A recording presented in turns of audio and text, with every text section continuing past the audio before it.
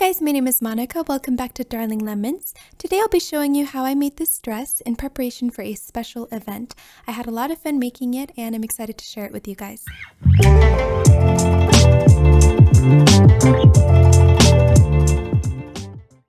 So this is a dress that I'm using for my pattern. I picked it up at a thrift store for €1, which I was actually pretty excited about because I just loved the bodice shape, and it's true that it was 3 sizes bigger than what I wear, but that's fine because I can just modify it as I go. I'm definitely going to keep the lining because, I mean, there's no reason to make that all over again. And yeah, as you can see here, the size is definitely bigger, but that's okay. So I'll show you guys how I'll take this apart, and yeah, it's a fairly simple process. So here I'm kind of just looking around to see where would be the easiest place to start off the deconstruction of this piece. I looked at the zipper, but to be honest, it's not the easiest place just because there can be a lot going on there with the lining and the main fabric. But up here on the bodice, I kind of saw a stitch out there, and I figured it was easy to gain access to the rest of the stitches through that single one. So yeah, it actually turned out pretty easy. That's where I started the deconstruction, and you can see how that progresses as I go on.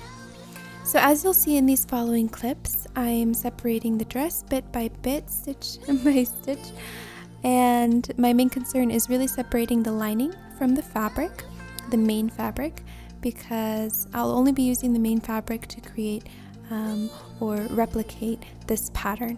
So it's really important to make sure you can single out every piece. It's better to have them completely separate before you start taking those apart individually, all those little pieces on the bodice. So I'll show you guys what that looks like. So here are the 6 pieces that make up the bodice, and I went ahead and ironed each one of them, got rid of all of the extra thread that was on there with my roller, my sad little roller. It took everything. So here I am cutting each piece with this gorgeous fabric. I picked it up at a market, a street market. Honestly, Brussels has some of the best street markets I've ever seen. Before I moved to Europe, I was used to seeing fabric costing me like $15 to $50 a yard, and here sometimes it's even €1. It's really crazy. So super excited. And after all your pieces are cut out, it's really just a matter of reconstructing the dress. I went ahead and took off a couple of inches from the back, just because, like I mentioned earlier, the dress originally was too big, but I knew that just removing some of the extra fabric in the back would be enough to fit me well. So here I am adding the boning that was in the original dress as well. I mean, there's no reason to throw it out. You could just repurpose it.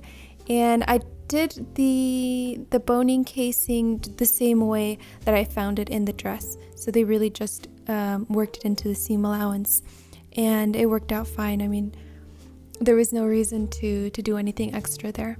So if you attempt a project similar to this one, I mean, the best advice I could give you is to really maybe even take pictures of the dress, how it is originally, and as you take it apart, that way you know where each piece goes and what it looked like before you messed with it. Yeah, so here I'm working on the skirt piece.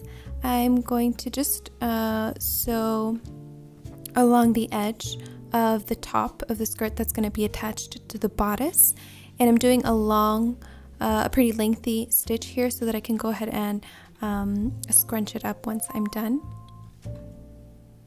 So once you feel it's ready to be attached to the bodice and you've measured it out, then by all means go ahead and do it.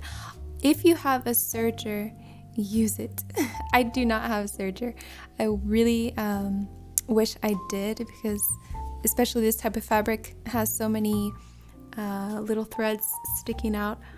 It would have been very helpful, but yeah, I'm just kind of working with what I've got, and you'll see what that looks like. As you can see, it's been successfully attached, and now what's left is to to add the lining. So I'm gonna go ahead and add that next. So on the second day that I was working on this dress, I was able to work on the lining. This fabric was actually given to me by a friend, and when I started making this dress, I didn't really plan a lining for the skirt, although I needed one. And I was just rummaging through what I had, and I found this fabric, and I'm really happy that I received that as a gift. So here you can see the dress basically all the way put together. Yeah, I'm really happy with how it turned out. The only thing I would do differently if I could would be to use the serger if I had one. That would make the dress and its quality a lot greater, just so that it would last longer as well. My only concern now is whether or not I'm going to add sleeves to it. So, I mean, you can see here what it looks like without sleeves, but I'm really contemplating adding some puffy princess sleeves to it. Let me know in the comments what you think, if that would be a good idea or not. Well, I hope you liked this video. If you know of anybody who might enjoy content like this, don't hesitate to share it with them.